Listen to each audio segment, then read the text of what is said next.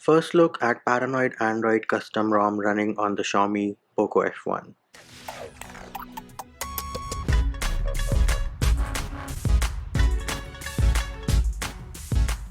Hey peeps, what's up? Munchie here, back with another video, and in this video we're going to have our first look at the features of Paranoid Android Quartz ROM, which is Paranoid Android based on Android 10 running on the Xiaomi Poco F1. This is how the ROM comes out of the box, and this is how your recents look like.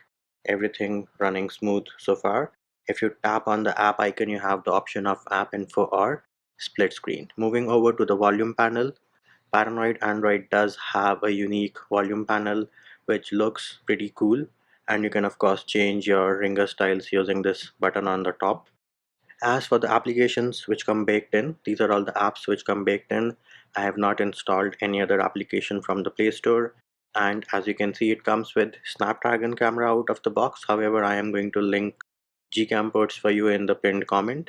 Other than that, an application which is missing is FM radio, which might be an important app for Poco F1 users, and I do hope that the developers add it down the line. Next up, we can go into settings, and the first customization you will find is in network and internet, and it is show network activity in status bar. So once you're connected to a mobile network or a Wi-Fi network, you can have the speed of that in the status bar using that toggle. Next up, if you go into battery, you do have the option of enabling battery percentage along with battery saver and battery manager, and it does give you your screen usage since last full charge as well.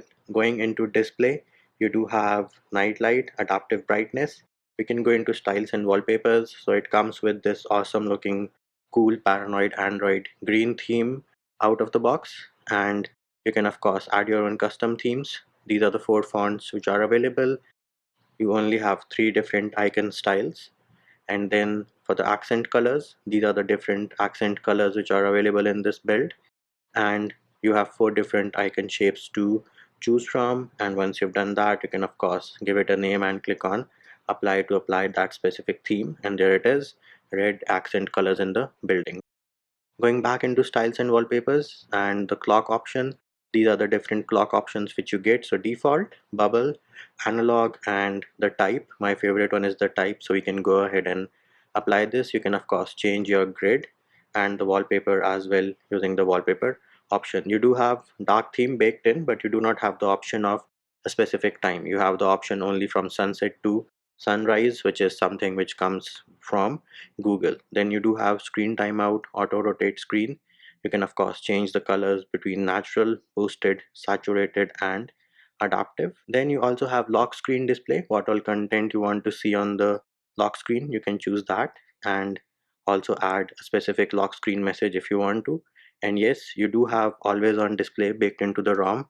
However, do note that once you enable always on display, your battery usage is going to increase, and I personally do not recommend that you use always on display on a LCD panel, but you have the option there nonetheless.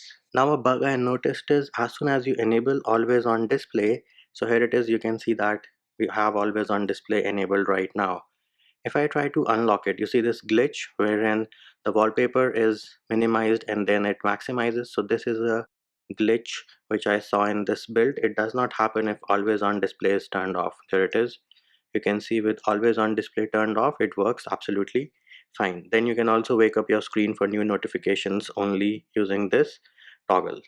Other than that, you do have pulse, so wherein the edges of your screen are going to light up for new notifications, and you can choose either between notification color or the system accent. You do not have the option of choosing any color using the RGB picker. It also has pocket detection, wherein the screen won't wake up or button inputs won't work when your device is inside your pocket. And in ambient display, you again have the option of turning on ambient display, and then you can enable always on or wake up the device. So these are the same options which you find here in lock screen display, always on and for new notifications. Moving over to sound, you have the option to delink the ring and notification volumes, and once you do that, you can set a separate volume level for the notification, as you can see over here.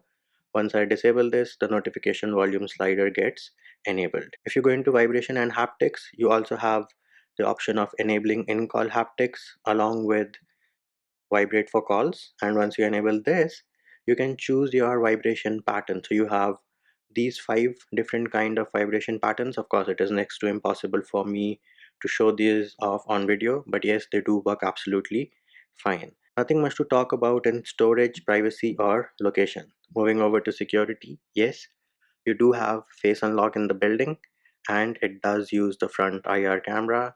We can try to set it up. So for starters, we need to set a screen lock. Let me set a screen lock real quick. And once we have set up a screen lock, face unlock is now enabled. We need to enter the pin which we had set up. And once that is done, we do need to give permission to face unlock to take pictures and record video.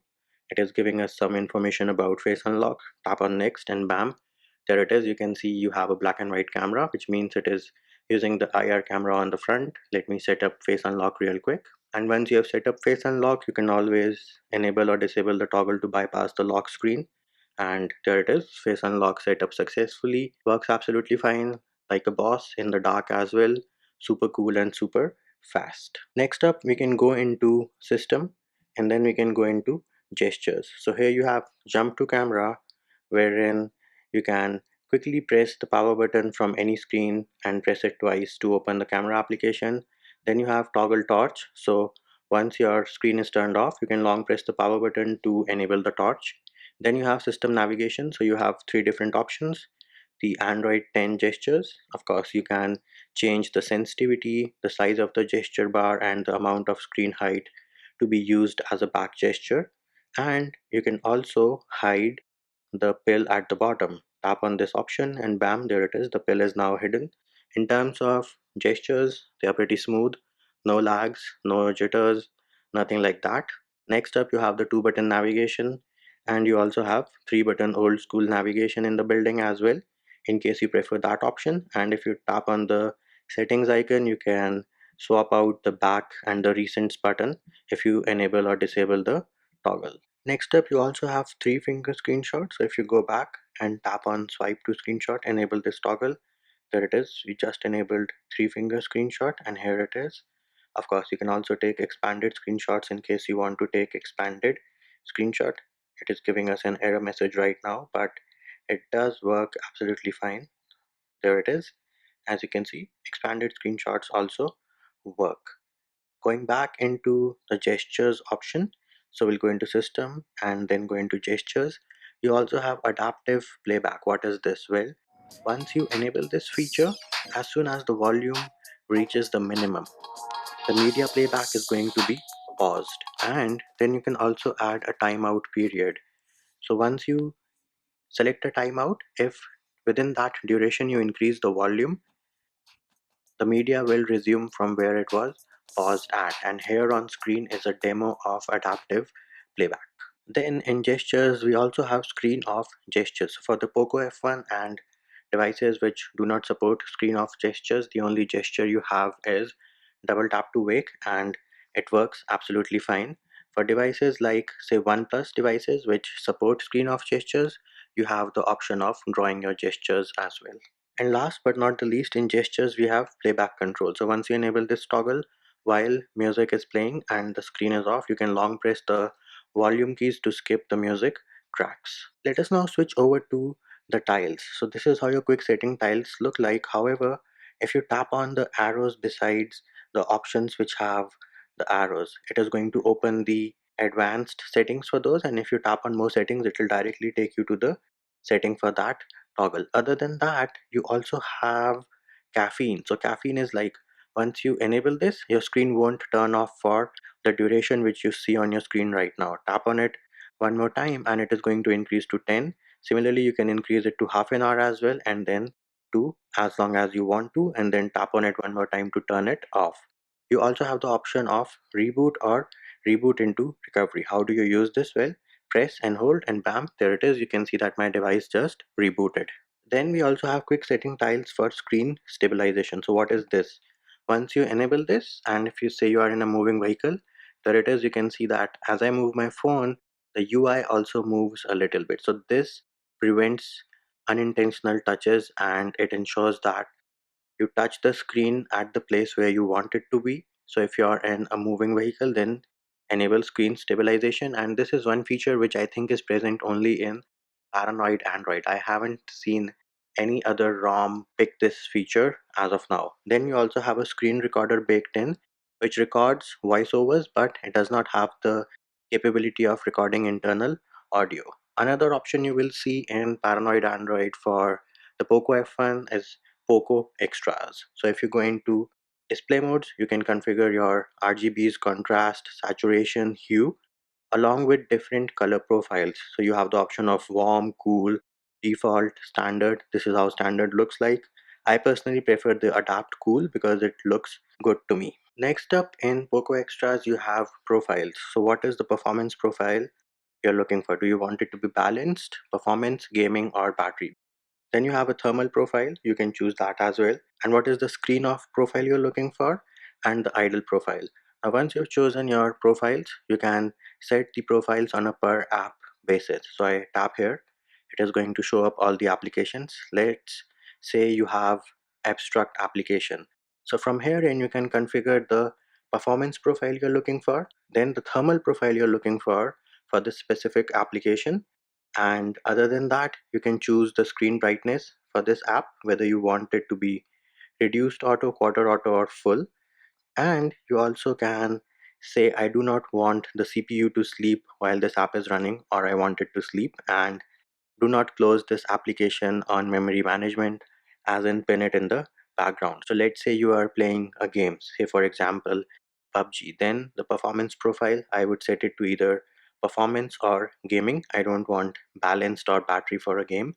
And the thermal profile I'll set it to gaming, gaming 2, either of these. I don't want say in call or camera for a game. Do note, once you start using profiles for gaming, your device might run at a higher temperature and you might drain battery faster than normal.